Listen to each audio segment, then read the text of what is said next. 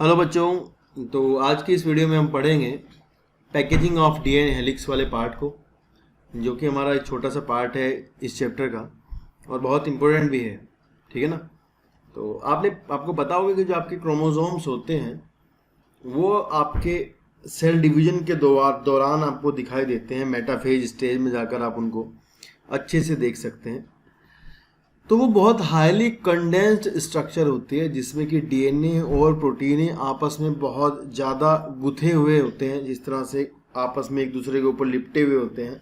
काफ़ी ज़्यादा condense form में डीएनए वहाँ पर होता है। और अगर आप बात करते हो क्रोमेटिन फाइबर्स की, तो क्रोमेटिन फाइबर जब आपकी सेल डिवाइड नहीं कर रही होती है तब दिखाई देते हैं। वो लूज होते हैं as compare to the chromosomes. उस समय पर वो लूज होते हैं थोड़े से ना।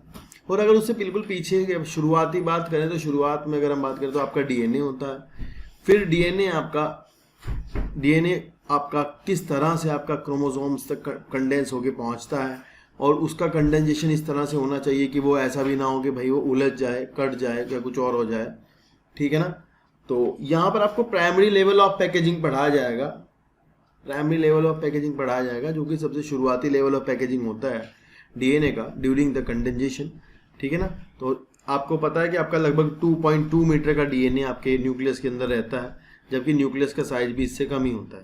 तो एक बार देखते हैं यहाँ पर क्या क्या बताया हुआ है, फिर हम इसको समझाएंगे आपको अच्छे से। यहाँ लिखा कि then the distance between two consecutive base pairs as 0.34 nanometre, 0.34 into 10⁻⁹ metre में आप उसको कन्वर्ट कर लो, तो आपको पता है कि आपके जो दो बेस पेयर्स होते हैं उनके बीच की जो डिस्टेंस होती है वो आपकी कितनी होती है, 0.34 नैनोमीटर होती है। उसको आप मीटर में कन्वर्ट करोगे तो आप इस तरह से कर सकते हो। And the length of DNA double helix in a typical mammalian cell is calculated by multiplying the total number of base pair with the distance between the two consecutive base pair, that is 6.6 into 10⁹ base pair into 0.34 into 10⁻⁹ metre पर base pair. यानी एक base pair की जो distance होती है बीच में, दो base pair के बीच में डिस्टेंस होती है वो कितनी होती है, 0.34 इंटू 10⁻⁹ मीटर होती है। तो भाई अगर मान लो कि इसको ये कर लिया जाए कि कन्वर्ट कर लिया जाए, मतलब इसको पूरा जो आपके बेसिस होते हैं, पूरे इतने ज़्यादा बेसिस हैं आपके डीएनए में, क्रोमोसोम्स में, उसको आपको मल्टीप्लाई कर लोगे तो लगभग जो लेंथ बैठती है वो 2.2 मीटर बैठती है। ठीक है ना। तो I length that is far greater than the dimension of a typical nucleus, यानी कि जो लेंथ होती है वही न्यूक्लियस के डायमेंशन से भी ज़्यादा होती है, जो कि 10⁻⁻6 मीटर का होता है। तो नेक्स्ट लिखा है कि if the length of the E coli DNA 1.36 millimetre है, can you calculate the number of bases. तो ये आपको मिलीमीटर में दी है, इसको पहले आप मीटर में कन्वर्ट कर लीजिएगा और मीटर में कन्वर्ट करने के बाद आप उसके बेस पेयर निकाल सकते हैं। ठीक है। नेक्स्ट है, यहाँ से आपसे बोर्ड से क्वेश्चन पूछा जाता है। ये इंपॉर्टेंट सवाल, बहुत ज़्यादा इंपॉर्टेंट क्वेश्चन बनता है। यहाँ से आपसे पूछते हैं कि बताओ भाई, ऐसा है कि डीएनए जो बैक्टीरिया का होता है वो न्यूक्लियोइड मतलब न्यूक्लियोइड कहलाता है, और जबकि वो किसी भी तरह की मेम्ब्रेन्स के अंदर बंद नहीं होता, फिर भी वो सेल के अंदर आपका स्कैटर्ड नहीं मिलता है, मतलब फिर भी वो ऐसा नहीं कि फैला हुआ मिलता है। तो ऐसा क्यों होता है? तो आपको बता देते हैं कि जो ई कोलाई जैसे बैक्टीरिया का डीएनए है, though they don't have a defined nucleus, the DNA is not scattered throughout the cell. DNA जो होता है वो पूरी सेल में स्कैटर्ड नहीं होता है, क्योंकि डीएनए बीइंग निगेटिवली चार्ज, और आपको पता है कि फॉस्फेट की वजह से, जो आपकी फॉस्फेट होती है उसकी वजह से डीएनए आपका निगेटिवली चार्ज होता है। वो निगेटिवली चार्ज से वहाँ पर कुछ प्रोटीन है जो कि बेसिक और पॉजिटिव नेचर की होती हैं, जुड़ी रहती हैं। वो लगभग उनको कहते हैं प्रोटाइमीन्स कहते हैं उनको, तो वो जुड़ी रहती हैं। तो पॉलीएमीन्स उनको कहा जाता है। तो वो क्या करते हैं, पॉजिटिविटी देती हैं और डीएनए को बाइंड करके रखती हैं वो एक जगह पर, जहाँ कहते हैं उसको न्यूक्लियोइड कहते हैं।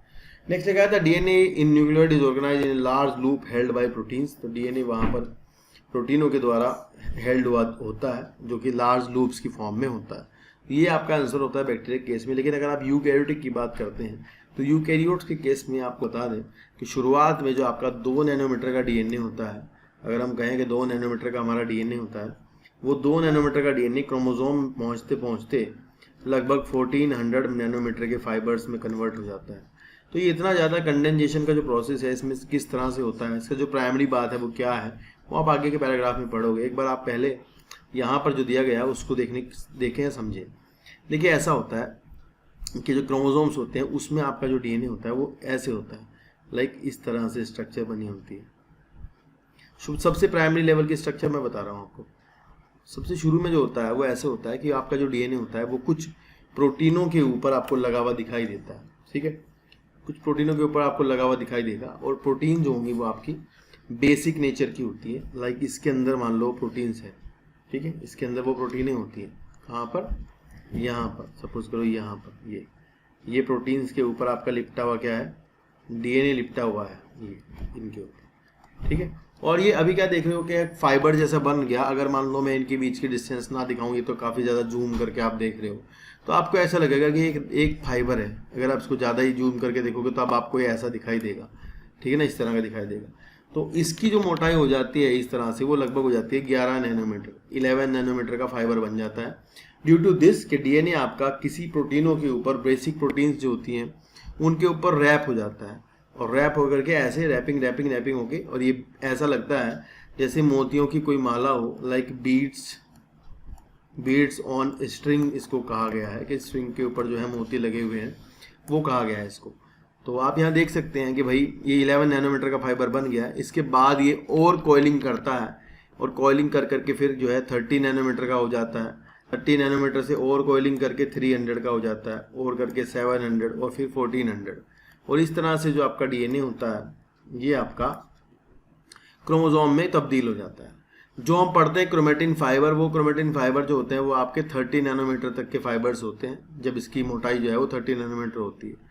लेकिन सबसे पहले का जो प्रायोरिटी, जो सबसे शुरुआती जो इसका पैकेजिंग का लेवल है वो ये है, जब ये 11 नैनोमीटर का फाइबर बनाता है। कैसे? इस तरह की स्ट्रक्चर बना करके। और ये जो आप स्ट्रक्चर देख रहे हो भाई, इन स्ट्रक्चर्स को हम कहते हैं न्यूक्लियोसोम। क्या कहते हैं? न्यूक्लियोसोम। ये स्ट्रक्चर आपकी क्या कहलाती है? न्यूक्लियोसोम कहलाती है, ठीक है। तो चलिए एक बार देखते हैं आगे। यहाँ पर ये आप डायग्राम देख सकते हैं। इस डायग्राम में आपको सेंटर पे एक हिस्टोन ओक्टामर एक वर्ड लिखा हुआ है कि ये क्या है? हिस्टोन ओक्टामर है। और हिस्टोन ओक्टामर में आपको यहाँ पर बेसिक प्रोटीनें होंगी जो कि आपकी बेसिक नेचर की होती हैं, ठीक है, जिसकी वजह से डीएनए, एसिडिक डीएनए इसके ऊपर लिपटा हुआ है, और ये डीएनए इसके ऊपर रैप हुआ है। और यहाँ पर आपको एक और हिस्टोन दिखाई दे रहा है, जो कि आपका H1 हिस्टोन है। ये H1 हिस्टोन आपका लिंकर डीएनए से अटैच होता है। लिंकर डीएनए में आपको भी बताता हूँ क्या होता है। देखिए, अगर मैं यहाँ आपकी स्ट्रक्चर ड्रॉ करके दिखाऊं कि ये आपका हिस्टोन है, लाइक आपको दिखेगा नहीं, यहाँ तो यहाँ दिखेगा नीचे।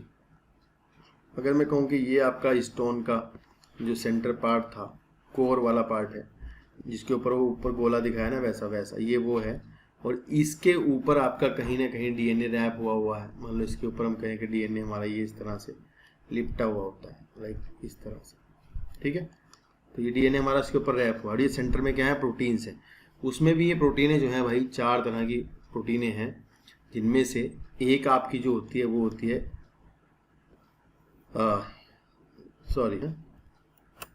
ये जो आपकी प्रोटीनें हैं ये आपकी कैसी होती हैं? 4 तरह की प्रोटीनें होती हैं, जिसके ऊपर डीएनए लिपटा हुआ दिखाया था हमने अभी। उन 4 तरह की प्रोटीनों में ये डीएनए हमारा है, ठीक है। उन 4 तरह की प्रोटीनों में भाई अंदर ये मान लो आपकी है H3 प्रोटीन, नीचे आपकी H4 है, सेंटर वाली 2 H2A और H2B है, ठीक है। इसी तरह की 2 प्रोटीनें H2A H2B लाइक इस तरह की उधर भी हैं, मतलब जो आपको दिख नहीं रही है। मतलब ये टोटल प्रोटीनें 8 होती हैं, जिनमें से 2 H3, 2 H4 और 2 H2A 2 H2B होती हैं। इस तरह से एक स्ट्रक्चर बनती होती है, जो कि आपकी क्या कहलाती है? ओक्टामर स्ट्रक्चर कहलाती है। और उस ओक्टामर के ऊपर आपका डीएनए लिपटा रहता है। फिर उसके बाद आप क्या देख सकते हो? उसके बाद आपका यहाँ पर एक और हिस्टोन लगा हुआ है, उसको कहते हैं H1 हिस्टोन। ये H1 हिस्टोन आपका लगा होता है लिंकर डीएनए के साथ। लिंकर डीएनए क्या? वो डीएनए जो अगले न्यूक्लियोसोम तक पहुंचता है, वो डीएनए जो कि अपना आपका अगले न्यूक्लियोसोम तक पहुंचेगा, उस डीएनए को कहा जाता है लिंकर डीएनए। और लिंकर डीएनए से जुड़ा होता है H1 हिस्टोन। तो आपसे पूछते हैं सवाल कि H1 हिस्टोन किससे जुड़ा होता है? तब आपका आंसर होता है लिंकर डीएनए से, ठीक है ना। और ये जो प्रोटीन्स हैं, हिस्टोन प्रोटीन जिनको कहते हैं, जो आपके न्यूक्लियोसोम बनाने में मदद कर रही हैं, ये सारी की सारी बेसिक होती हैं। सवाल आता है ये बेसिक क्यों होती हैं? क्योंकि इनके अंदर बेसिक एमिनो एसिड होते हैं, आर्जिनिन और लाइसिन होते हैं, ठीक है ना। तो एक बार यहाँ देखते हैं, यहाँ पैराग्राफ में क्या लिख के दिखाया है इन्होंने। यहाँ लिखा है कि in eukaryote this organisation is much more complex and there is a set of positively charged basic proteins called histone. A protein acquires charge depending upon the abundance of amino acid residue with charged side chain. Histones are rich in basic amino acid residues called lysine and arginine. तो भाई ये इतना important question है, आपके board में आता ही है, मतलब मेडिकल पूछता है, बोर्ड पूछता है, हर जगह आता है कि हिस्टोन आपके किस एमिनो एसिड से चार्ज ज़्यादा होते हैं, उनमें कौन से एमिनो एसिड जो उसको बेसिसिटी प्रोवाइड करते हैं। तो आपका होगा लाइसिन और आर्जिनिन। नेक्स्ट है both the amino acid residue carry positive charge, दोनों में ही आपके क्या होते हैं, पॉजिटिव चार्ज होते हैं। एंड द साइड चेन्स, इनकी साइड चेन में ऐसा होता है एक्स्ट्रा आपको इनमें एमिनो ग्रुप मिलते हैं जो आपको इसको बेसिसिटी प्रोवाइड करा रहे होते हैं। नेक्स्ट लिखा है कि histone are organise to form a unit of 8, आपको ध्यान रखना है ऑक्टामर बनाते हैं। हिस्टोन ऑक्टामर होता है, सेंटर पे जो कोर होता है वो इन्होंने बताया नहीं कि H2 H3 H4 H2 भी है, तो वो हमने बता दिया आपको यहाँ पर। यानी क्या negatively charge DNA is wrapped around the positively charge histone octamer to form a structure called nucleosome. ठीक है ना, तो एक स्ट्रक्चर बन जाते हैं जिसे हम कहते हैं न्यूक्लियोसोम। नेक्स्ट लिखा है typical nucleosome contain 200 base pair of DNA helix. तो भाई ये ध्यान रखना है कि ये जो लिपटा हुआ जो डीएनए है ये लिंकर तक का, ये पूरा 200 बेस पेयर का होता है।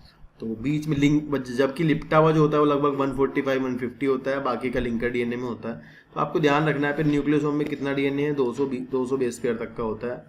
Nucleosome constitute the repeating unit of structure nucleus called chromatin.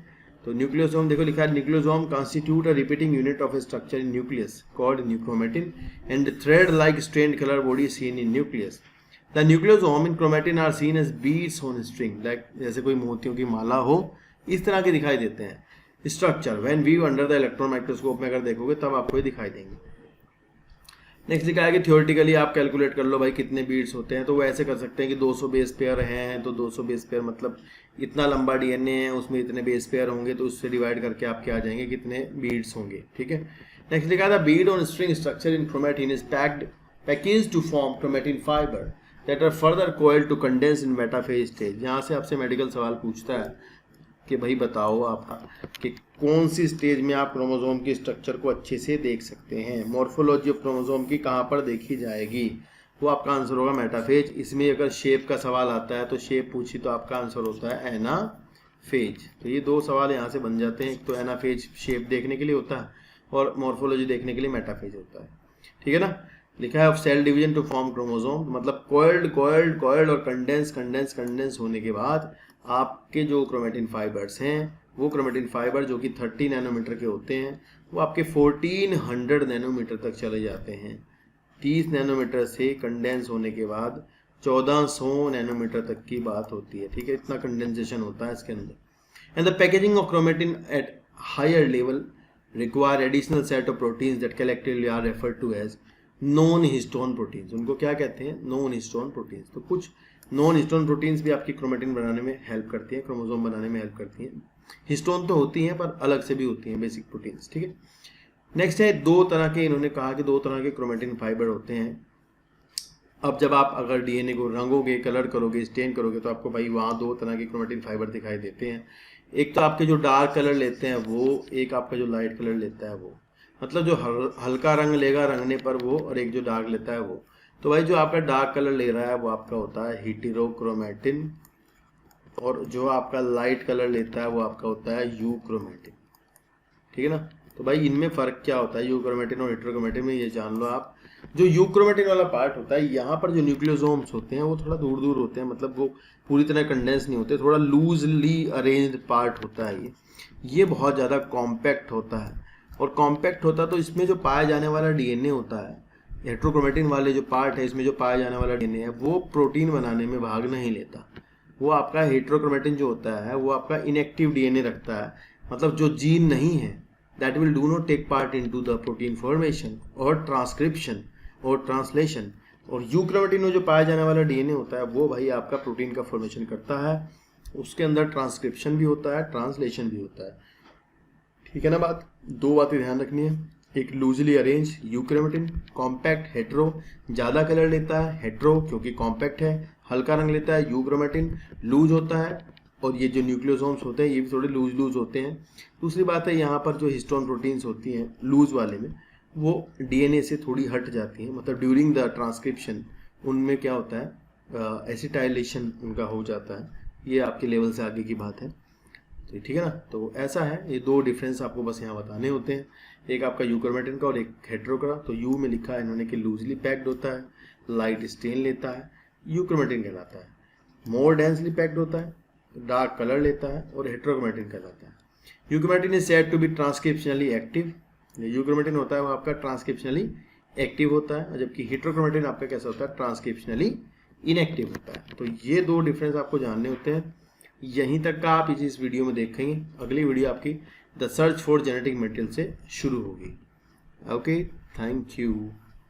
आज की वीडियो में दोस्तों इतना ही। आगे की वीडियो देखने के लिए चैनल को सब्सक्राइब कर दीजिएगा और ये घंटी वाला बटन दबा दीजिएगा ताकि आपको नोटिफिकेशन मिलते रहें।